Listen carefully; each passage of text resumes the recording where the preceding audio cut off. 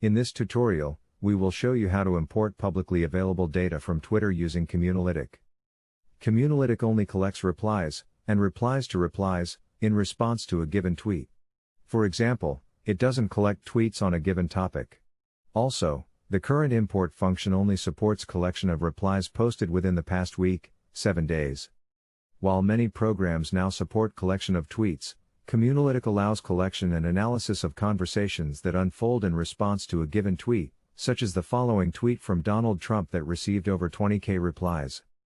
To collect replies corresponding to a given tweet, you would need to locate and provide tweet's unique URL, and Communalytic will collect replies to this tweet and replies to those replies, as long as they are posted within the past 7 days. Once collected, you will be able to represent and visualize replies as a communication network, as illustrated here. You will also be able to run a toxicity analysis to understand the overall tone of these replies.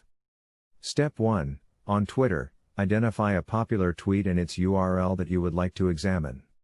Step 2. After doing this, you're ready to collect public replies in response to this tweet.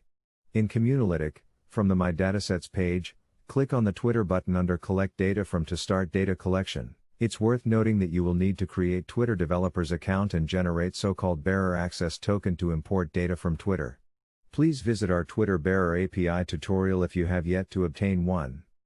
Step 3. Enter a name for your dataset and specify a URL of a tweet in order to collect replies to this tweet. Once ready, click on the Start Collection button. Step 4. You should be able to see your new dataset listed on the My Datasets page.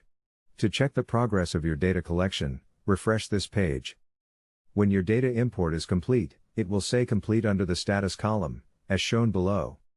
Step 5. Once the dataset is ready, you'll be able to access, analyze and export it by clicking on the name of your dataset.